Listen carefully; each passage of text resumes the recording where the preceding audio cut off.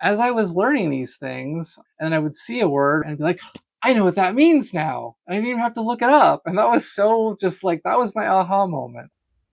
There's a card game called Poetry for Neanderthals, which is a fun party game where the challenge is that you have to describe things, but you can only use certain words and basically no grammar. So it really is like trying to talk like a cave person. And to me, I feel like that's akin to the state of sensory communication in our society right now. I feel like it's a lot more primitive and limited than it needs to be. You want to know how to communicate if you are sensory avoidant or sensory seeking, right? Now, to be clear, I personally am not a foodie by any stretch, but food and cooking actually works as a really great metaphor for today's video, because you can look at your cupboard and it could be full of all kinds of spices and sauces, but if you don't know how to combine them into things that are tasty, let alone healthy, that's not very useful to you, is it? But if you went and took a cooking class, at the end of that, you would come home and you'd probably look at the contents of your cupboard and you'd be like, I know how to combine these now. I can make things that are both tasty and healthy. And that's what I'm hoping to do with sensory terminology. I'm hoping to teach you the language of sensory spices and sauces so that you can describe and understand your own experiences and those of others. Because wouldn't you like to be able to explain and describe what you like and what you don't and why? It's better than just saying, I don't like this. Well, why not? Because I just don't. I'm the sensory nerd, I'm Neurospicy, and I'm here to teach you how to cook with language. Roll the intro. Did you know that we know what the center of our galaxy smells like? How do you know these things? Yes, science! Please try to enjoy each fact equally. I want to give a shout out and thanks to two other YouTubers who helped inspire the style that this video will be in and future videos of mine as well. And that would be Chubby Emu, aka Dr. Bernard Hsu. A blood test confirms he has hypoxemia. Ox referring to oxygen, and emia meaning presence in blood. Low oxygen presence in blood. It's not just low saturation, the oxygen actually isn't there. And Dr. Mike, who you probably know because of... You? I'm going to be talking a lot of Greek in this video. Half of them can't even speak English. What do they speak? I don't know, it's all Greek to me. They speak Greek. No, I mean, it sounds like Greek. Well, if it sounds like Greek, it probably is Greek.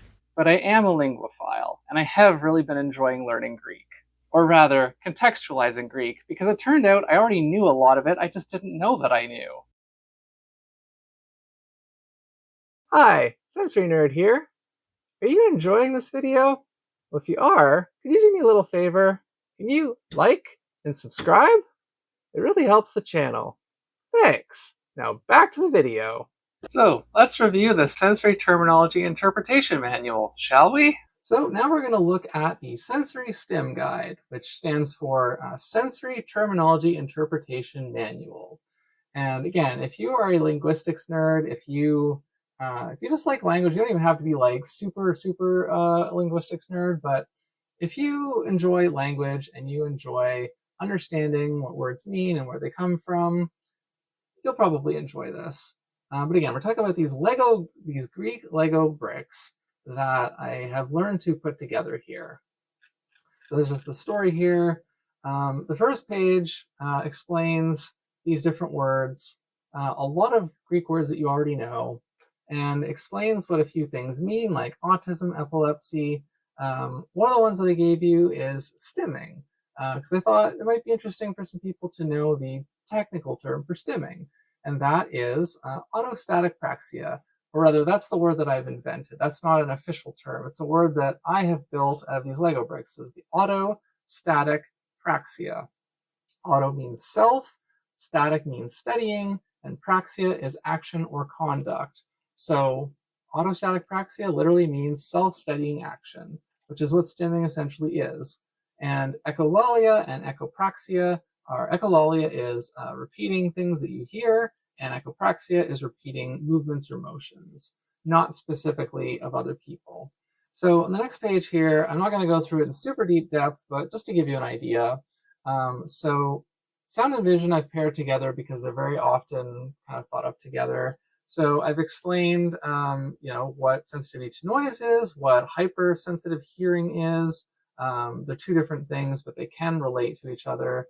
I've described deep sounds, deep voices, a few different kind of ideas, white noise, stutter, soft-spoken, and different things here. And then on the vision side, same kind of thing. I try to essentially kind of pair things up in a way where you kind of see the same kind of concept of the two different senses. Here, obviously, colors is involved, whereas sound doesn't really have colors. But I have given you the names of the colors in the Greek bricks, which I learned a while ago, actually. So in case you want to know how to say those colors, or how to say if you like or don't like a certain color. And then some other descriptors down here, and then something you may or may not have heard of before. There's a term, it's an actual term, it's used. I heard of it long before I got into this stuff. It's prosopagnosia, and it means face blindness. And way back, I had no idea what it meant. I was just like, oh, that's just the term for it. Now I know the actual component parts of this word. It's prosopon, which is Greek for a face or a mask, and then agnosia, which is the word for being unaware or not knowing. So it's literally means not knowing a face. They call it face blindness because it means you're looking at a face and you recognize that it is a face. You know the eyes, nose, mouth, etc., but you don't recognize specific people apart from each other. All faces just look like the same to you. Or to your brain. Your perception of the faces is the same in each case. Kind of like how I am with babies. I do kind of think that pretty much most babies look the same. Obviously not in terms of like if the skin color is the same, but like, or the skin color is different, but like if you show me two white babies, I'm probably not going to be able to tell them apart. Again, we go down to taste and smell. I will let you go through most of this on your own because I don't want to, it's a lot that I could throw at you, but this makes me very happy. I love this stuff. I stumbled down a rabbit hole and I'm having a field day with it.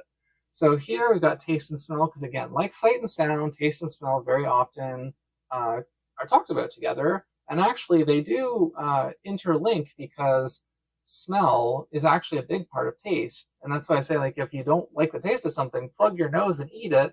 There's science behind that actually does work. It does help. So here, again, I've given the words for some different body parts like mouth, lips, tongue, teeth, and then nose, lungs, and then what a scent is. And then here, I thought this was an interesting exercise, and maybe this will be useful to you, that I've given you different taste qualities and different smell qualities. And a lot of them are the same root, like, sweet, sour, fresh, smoky, all these things, but they're not all the same. And then at the bottom, so again, obviously we have the term bland. Bland is easy to say. It's basically one syllable. Everybody knows what bland means, but technically that is hypogeusia. That is a hypogeusic taste, is a deficient taste. And then flavorless would be ageusia. So that's a complete lack of taste. Now that is not, there's a difference. That's, I guess, technically not true. Ageusia is when you don't have the ability to perceive the taste at all. It's like if you don't have any tongue, you can't taste anything with the tongue, right? Technically, flavorless would not be ageusic. There'd be another word for it, but that's the idea, right? And then again, same kind of thing. There's bland, there's unscented, and then there's anosmia. So that's that section. Again, you can kind of dive in on your own. Again, here's touch and textures.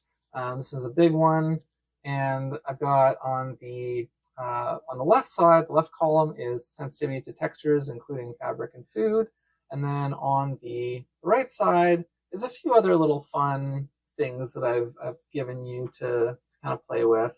Down at the bottom, so there's a few more things. There's craving touch, there's craving no touch, there's painful touch, and then there's some other bits and pieces for you to kind of look into if you want. Now this one, I felt this was helpful for me personally. You may not feel the same way, but as I was learning this stuff, I came across, for example, there's phonia, phasia, and phania. Now those three are very similar. So it's like, okay, what's the difference? I need to be able to keep these clear in my head and not say the wrong one.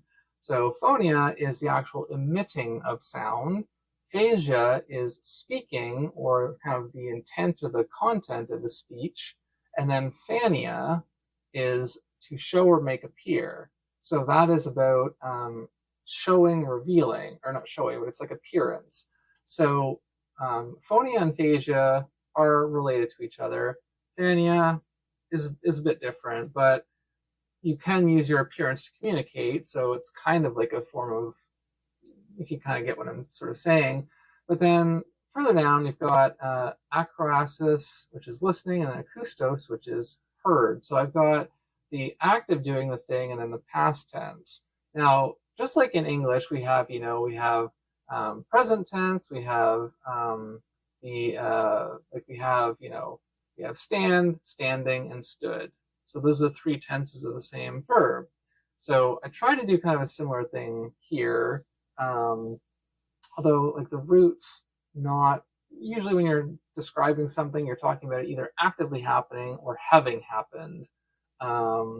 So that's why I'm not really including just the stand part of it. But so you've got graphia and graphos, so that's writing and written, which is where you get autograph as graphia.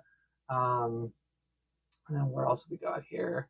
I'm trying to find another one. So another one is like, burning and burnt. So burning is kostos and komos is burnt. Dry and drying. That kind of idea. And then there's a few little words down here at the bottom. Now, there are a few custom terms that I made that you might find useful and interesting. You might not. I won't be offended either way. So you might have heard the term late bloomer, right? So late bloomer is somebody who comes into their own later than other people do. So I coined a new word for that, metalampros. Metalampros means change of state into brightness. That's what I decided to go with for this. Meta is change of state, and lampros is brightness. As I said at the beginning of the video, I am neurospicy. I actually personally prefer neurosparkly. That is the term that resonates more with me. But for the cooking metaphor, it made more sense to say neurospicy. But those two words I have coined neurospicy as costoencephalon. I apologize to any Greek watchers, any people watching this who are Greek. I know that I am not pronouncing all of these correctly. I do apologize. I actually have been using a language learning app to start learning actual Greek to try and be better about my pronunciations, but it's a work in progress. But costoencephalon, because kostos again means hot, burning, stinging, and then encephalon is Greek for brain. Similarly, neurosparkly, sparkle and shimmer, the Greek word for that is stilbo or stilbe. So stilboencephalon means neurosparkly, or could be said to mean neurosparkly. And then lastly, related, a sparkling personality would be stilbopsycheia or stilbopsycheia. And that translates to a sparkling inner essence. This next set of terms is stuff that I personally invented because I think it's either fun or interesting, or I actually will use it. I thought this would help to contextualize if I took some common sensory experiences that I've heard of or have personally had thanks to being part of the neurodiversity community, and if I described what they would actually be in these Greek Lego bricks. I'm not saying that you should start using all of these and stop using the ones that you have, but they're here in case they're helpful. Now this last piece, I'm hoping that this will be useful or interesting or appreciated by the community at large. I wanted to, again, to further give context that could help people, I wanted to kind of either pull the actual terms of things that are common, that are established terms, and explain what they are, or give a proper technical name with these Greek Lego bricks to experiences that are common so that people would know what they're called if they want to start using the technical term or a technical term. So again, I've broken this up by sense. I've got sound, vision, tactile, physical, mouth specifically, temperature, pain, and cognitive stuff. So I'm just going to point out some highlights, in my opinion. Let's see here. So I did a video about noise canceling headphones. It was like my first video on the channel. Turns out that the way that you would describe noise canceling, the act, the praxis, if you will, would be anti-exophonic, because anti means against, and then exo is external, and then phonic is sound. So anti, or rather against external sound, which is essentially what noise cancellation is, what it does. Hey! No.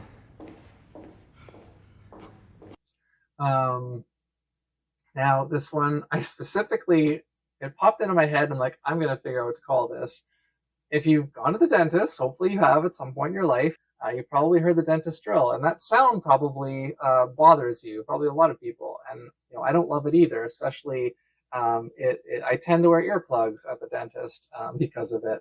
But that high warbling whine of a dentist drill, I sat down and I thought about it, and I was like, okay, well, what are the constituent pieces here? We've got high, we've got spinning, we've got like a sound, obviously, and it's kind of like a stinging, it's a high-pitched stinging kind of sound. So I took high, stinging, or burning, spinning, and pain, they're kind of almost the same word, and then sound. So you've got acrocostodinophonia, which is a high, stinging, whirling, painful sound, basically.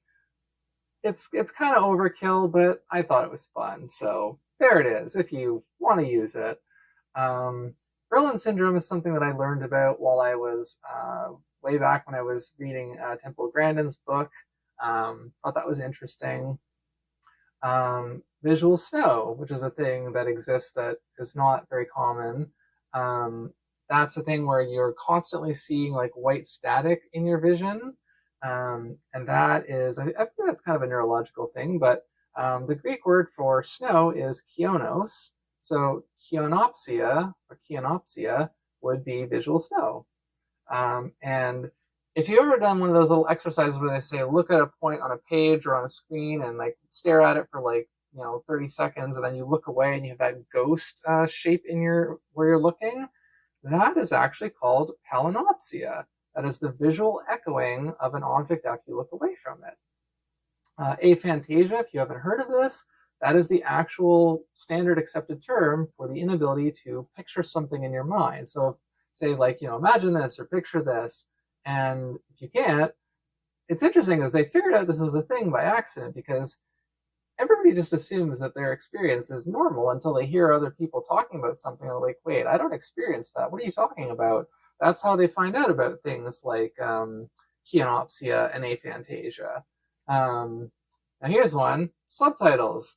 This is kind of a polarizing topic in the neurodiversity community from what I have seen.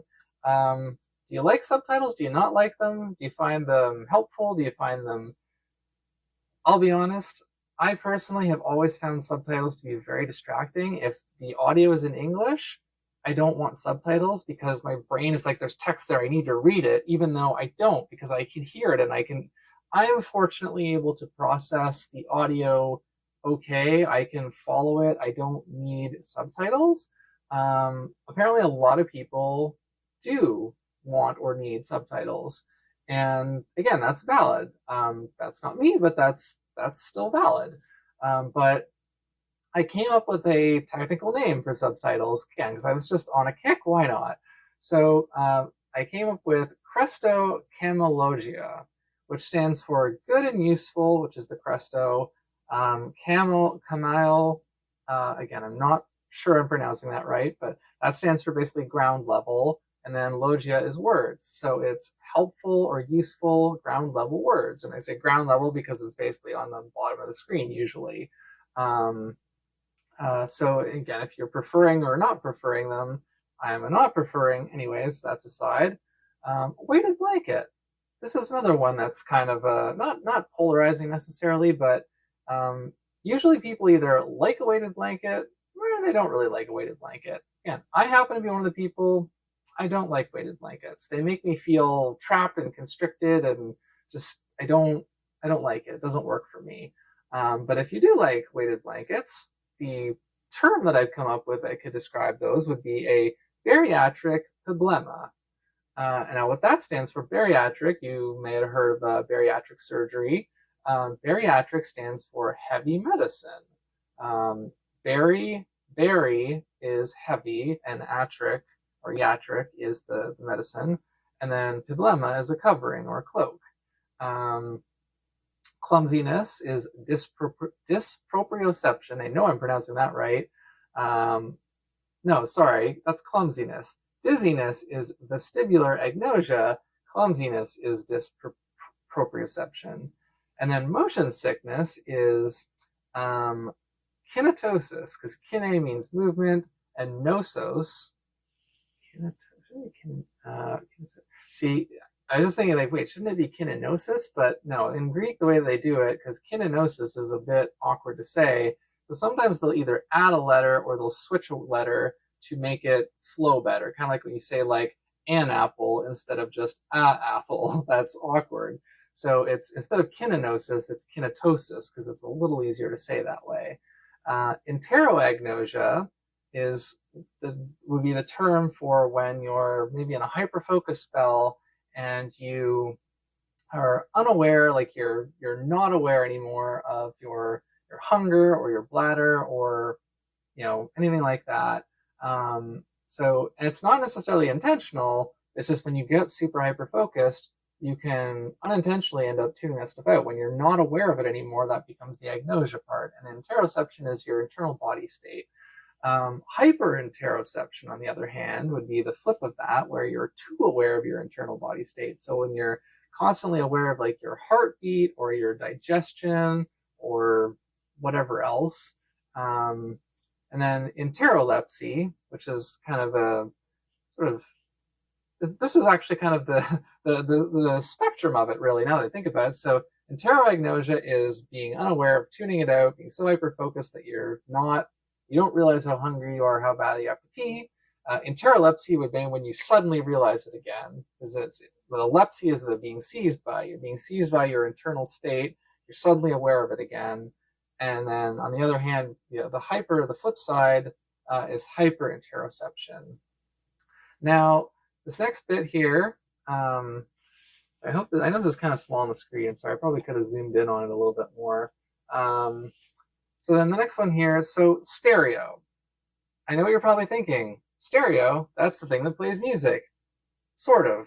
Yes, I mean it is. So it was a stereophonic device, is kind of the full name of the thing that has the speakers that play sound. Stereophonic is the full name of it. It ended up getting shortened down to just stereo. So now we just call it a stereo. But technically, the word stereo in Greek means full.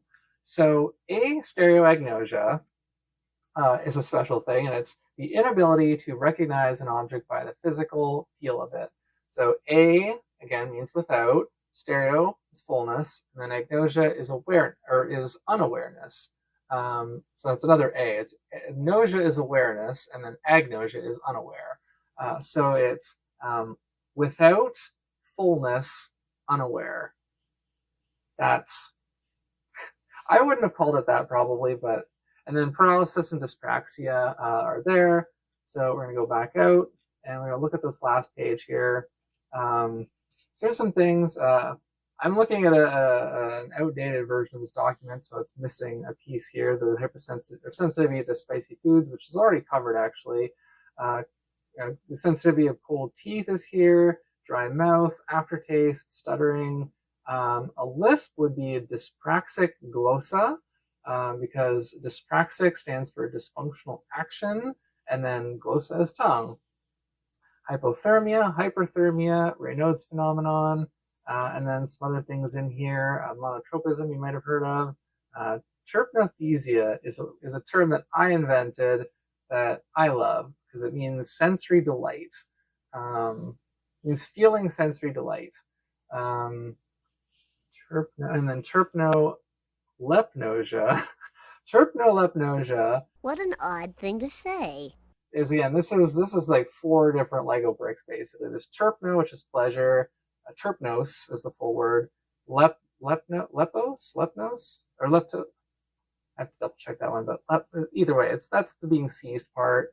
And then the NOS is the nausea part is the knowing, and then the I at the end would technically be the state of. So it's technically 4 pieces smushed together. And then there is terpagnosia without the lep part.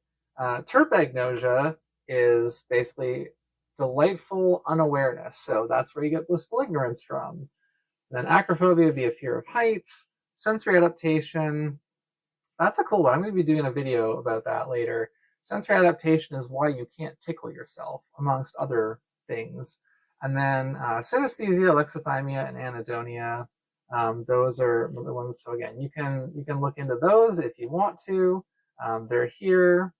And then what else? And then there's a few more things in here that, again, I'm kind of just going the extra mile for my own fun. So I'll give you an idea there, right? I do hope that you're enjoying these videos. I'm going to keep doing this. I'm going to keep covering new topics. I'm going to go deeper on things. So if you want to dive into the STIM guide and learn this terminology for yourself, or learn any of it if any of it seems useful, you can go to sensorynerd.com or patreon.com/sensorynerd. I've made the STIM guide and the other resources available for free because I want people to learn. But that said, I really do appreciate your support. There's links in the document and in the video description on how you can support if you want to. And so part of my mission, my work that I'm doing, is not only to teach myself more so that I can teach you, but to expand the conversation and give people more of the language that they need. Again, I think this stuff is fascinating, and I'm going to keep going down this rabbit hole. And I'm going to be starting to use some of these terms in my future videos, so it'll be good to know some of them, or at least to know the roots of some of them. But I think one of the other things, like I said, I did not realize how much Greek I already knew. As I was learning these things, I was like looking things up, and then I would see a word, or a word would come across my, mind or whatever, and I'd be like, I know what that means now. I didn't even have to look it up. And that was so just like, that was my aha moment. That was my terpnote. I forgot already. The one that means the aha moment. Anyways, and until next time, RF and I say, synecheia.